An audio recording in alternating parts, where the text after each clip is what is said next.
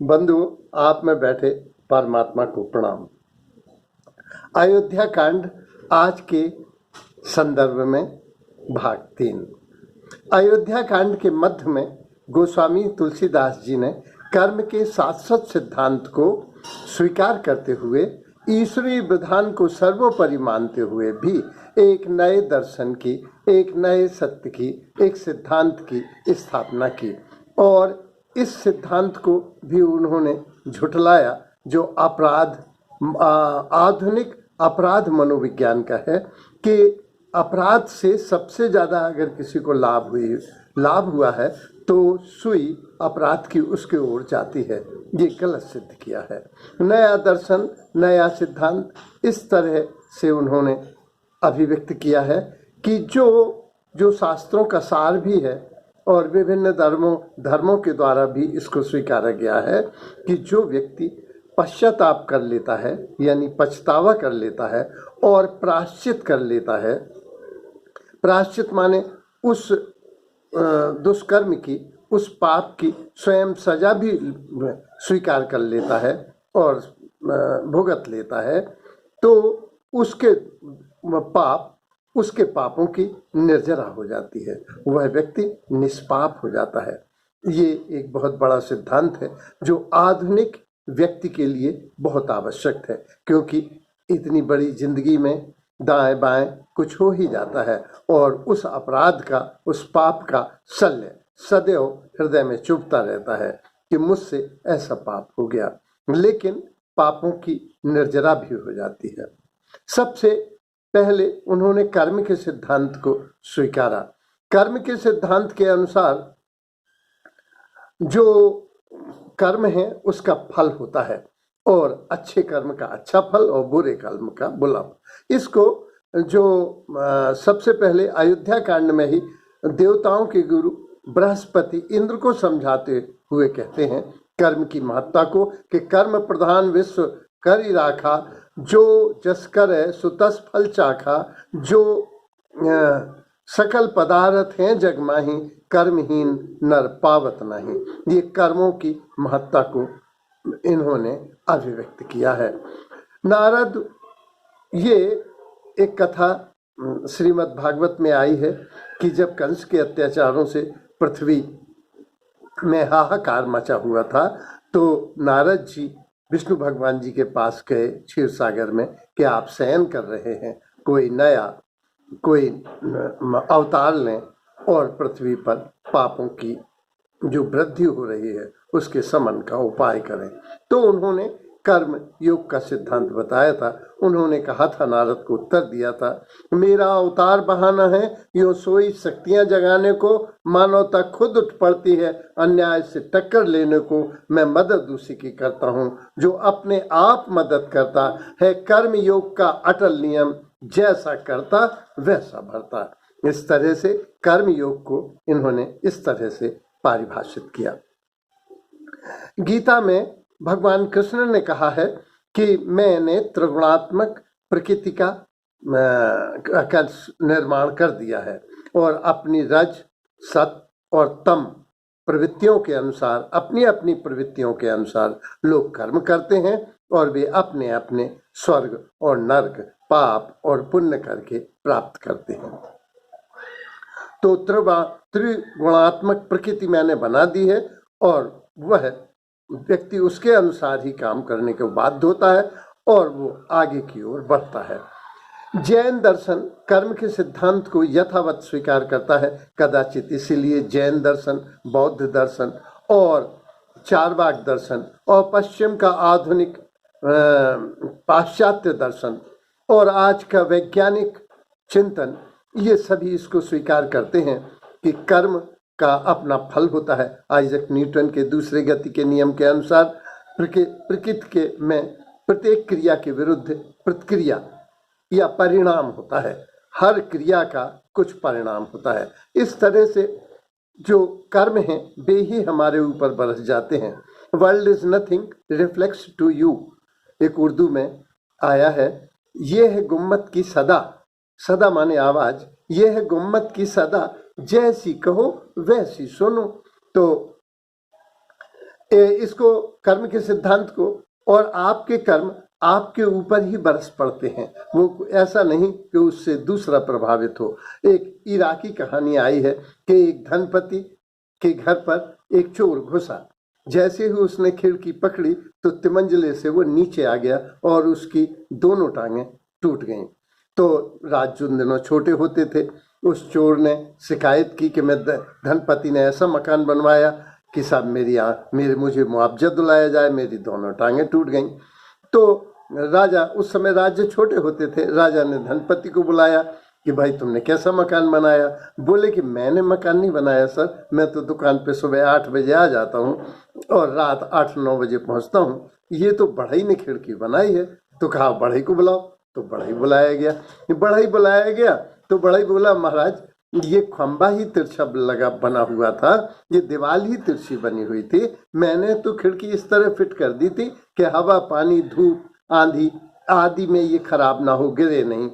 लेकिन मुझे मालूम नहीं था कि इतने गलत को एंगल से कोई पकड़ेगा तो वो तो गिर ही जाएगी। तो इसमें मेरा दोष नहीं है, ये दीवार ये खंबा ही तिरछा बना हुआ था, इसलिए खिड़की तो रखी थी। तो कहा कि राज को बुलाओ। राज माने कारीगर को बुलाया गया। तो कारीगर ने कहा कि हुजूर असल में आपसे मैं गलत नहीं बोल सकता, असल में मेरा ध्यान एक रेजा काम कर रही थी और रेजा बहुत सुंदर लग रही थी, उसने एक सतरंगी दुपट्टा भी ओढ़ रखा था, उसमें वो अच्छी लग रही थी। तो सामान्य पुरुष हूँ मैं, खाता पीता और सोने वाला व्यक्ति हूँ, सरकार आपसे झूठ नहीं बोलो। तो उन्होंने कहा भाई उस रेजा को बुलाओ जो मजदूरनी थी। तो रेजा बोली कि ये कहता है कि मैं सुंदर हूँ। हुजूर मालिक सरकार आप खुद देख रहे हैं कि मैं कितनी सुंदर हूँ। हाँ लेकिन उस दिन मैंने एक सतरंगी साड़ी पहन रखी थी और जब मैं मालकिन के कमरे से गुजरी तो वहाँ जो आदम का आईना लगा हुआ था उसमें जब मैंने अपने को देखा तो मैं सुंदर लग रही थी। सतरंगी ये 80% सौंदर्य तो साड़ी का ही है, दुपट्टे का ही है। तो उसको बुलाया गया कि भाई ये किसने रंगा था, रंगदेश को बुलाओ। अरे रानियों का रंगना चाहिए ऐसा, तो रानी अच्छी लगे। बुलाया गया रंगदेश। तो वे चोर आ गए। चाहे घूम फिर के जैसा भी हो, आदमी के कर्म आदमी के ऊपर ही गिर जाते हैं। तो कर्म का यही सिद्धांत है। इसीलिए तो ये जैन दर्शन या बौद्ध दर्शन या चारवाक दर्शन या पाश्चात्य दर्शन नास्तिक दर्शन हो गए, क्योंकि इन्होंने कहा कि हम पुण्य करेंगे तो हम स्वर्ग जाएंगे, ईश्वर क्या कर लेगा, और हम पाप करेंगे तो नरक जाएंगे, ईश्वर क्या कर लेगा। ये कर्म का शुष्क सिद्धांत की वजह से बहुत से धर्म नास्तिक हो गए और लोग नास्तिक हो गए। आज का जो भौतिकवादी मनुष्य है यह भी ये मानता है कि हम करेंगे, इसीलिए तो अमेरिका में लोगों को नींद नहीं आ रही। वो समझते हैं कि जो वो करेंगे वो पाएंगे। तो कर्म का सिद्धांत इस तरह से है। इसको एक छोटी सी उसमें समझ सकते हैं। एक चोर ने सीता का 9 लखा हार चुराया और अपनी पत्नी को पहनाया। पत्नी को पहनाते ही गुंडे को बहुत भाया और उसने पत्नी को उड़ाया। बताओ चोर ने क्या पाया और क्या खोया। तो आपके कर्म आपके ऊपर ही बरस पड़ते हैं, कर्म का फल होता है, यही इसका फल है। तो कर्म के सिद्धांत को समझने के लिए इसीलिए जो कहा जाता है कि कर्म का सिद्धांत अटल है, कर्मन की गति तारे ना है टरे, ऐसा सूरदास ने भी लिखा, कबीर ने भी लिखा। तो कर्म का सिद्धांत माना गया, लेकिन ईश्वरीय कृपा का सिद्धांत भी महत्वपूर्ण है, क्योंकि जो तुलसीदास जी ने स्वयं लिखा तुलसीदास जी ने कि सबे नचावत राम गोसाई, उमा दारू जोशित की नाई, सबे नचावत राम गोसाई। माने ईश्वर ही सबको नचा रहा हुई है, वही जो राम रचि राखा। ये बाल कांड में भगवान शंकर ने कहा है कि हुई है वही जो राम रुचि राखा, को करी तर्क बढ़ावे शाखा। और अरण्य कांड में भगवान राम से भी उन्होंने कराया है। भगवान की परिभाषा है बंध मोक्ष प्रद सर्व पर माया प्रेरक शिव, माने वो बंधन का कर्म के अनुसार मोक्ष देने वाला, बंधन का और मोक्ष देने वाला, और उनमें सर्वोपरि प्रेरक माया का और जीव का प्रेरक ईश्वर ही है। तो ईश्वर, वो उपनिषद के वाक्य भी कहते हैं ना हम करता हरि है करता, हरि है करता ही केवलम। ऋषि इसको 3 बार दोहराता है, ना हम कर, मैं करता नहीं हूँ, मैं करता नहीं, ना हम करता, हरि है करता, हरि है करता, हरि है करता ही केवलम। ही शब्द लगा के और जो जोड़ दे रहा है। इसमें कहा गया है world is nothing reflects to you.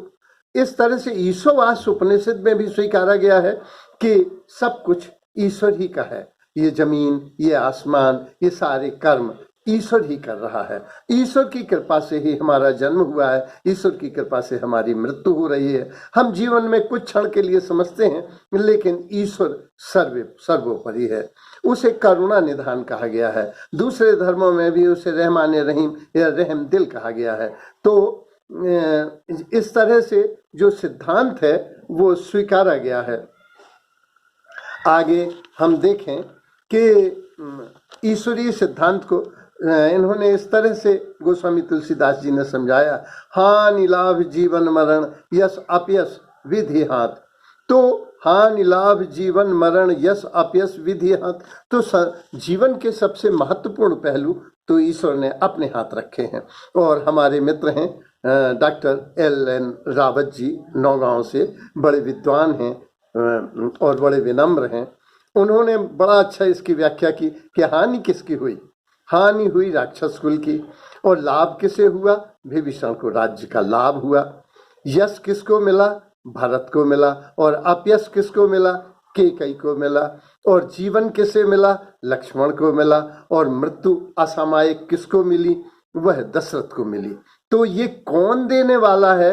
यश, अपयश, हानि, लाभ, जीवन, मरण, ये सब ईश्वर देने वाला है। तो ईश्वर की कृपा से ही सब कुछ हो रहा है। भरत का जहां तक चरित्र देखें तो प्रेम अमीय मंदर विरह भरत पयोधि गंभीर। भरत प्रेम रूपी अमृत में भरत सरोवर हैं।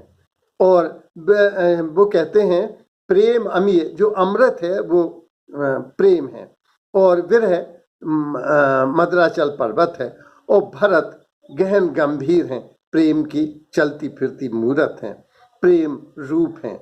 और इसीलिए इन्होंने कहा है जो प्रेम की वजह से भरत का रूप, तो उसका वर्णन नहीं किया जा सकता, क्योंकि प्रेम को समझा जा सकता है, समझाया नहीं जा सकता, अनुभव किया जा सकता है।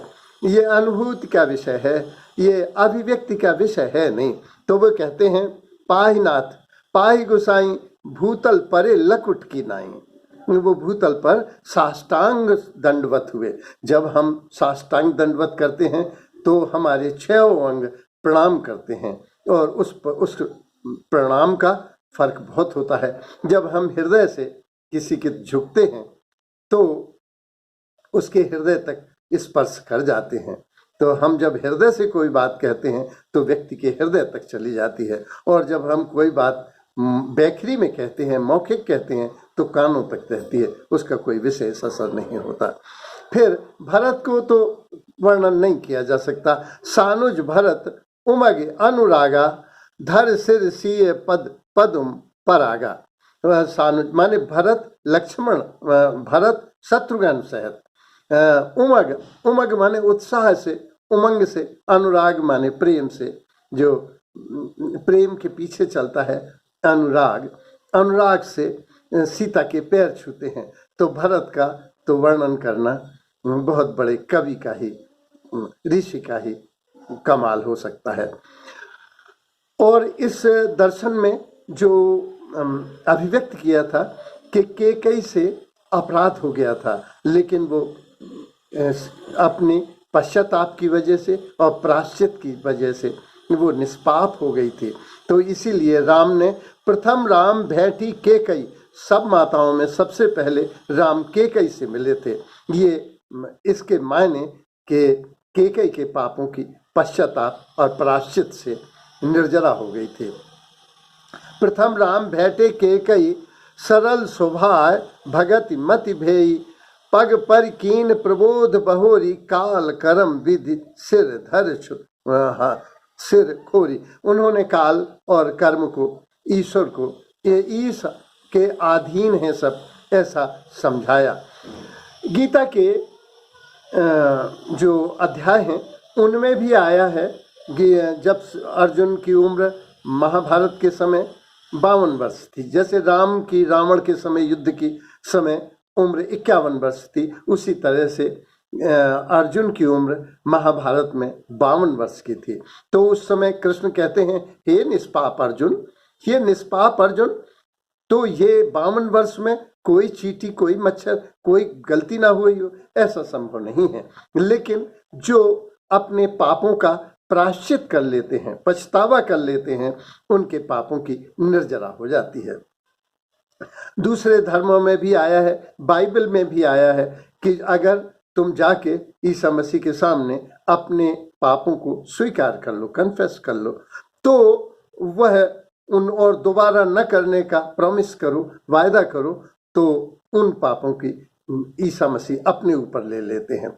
इसमें इस्लाम में भी आया है कि अगर तुमसे कोई गुनाह हो गया है तो जिसके एवज में गुनाह हुआ है उससे जाके माफी मांग लो और उनके घर वालों से माफी मांग लो। जैसे मान लो मर्डर हो गया तो ये उसकी कब्र पर जाओ और इसके बाद तुम उसके पत्नी के पास जाओ, बच्चों के, अगर वो माफ कर देते हैं तो तुम, खुदा रहमाने रहीम है, रहम दिल है, वो माफ कर सकता है। इस तरह से जो लोग अपने पापों के लिए प्रायश्चित कर लेते हैं, पछतावा कर लेते हैं और अब उन कर्मों की सजा स्वयं भोग लेते हैं, वे कर्मों की उनकी निर्जरा हो जाती है। हमारे गांव में एक गड़रिया था, गड़रिया की अभी कुछ 1-2 साल पहले शादी हुई थी। गौने में उसकी पत्नी आई तो ज्वार वो डाल रहे थे, ज्वार लेके आई बैलगाड़ी और दोनों, उसने नया नया लीपा था घर और वो भी आई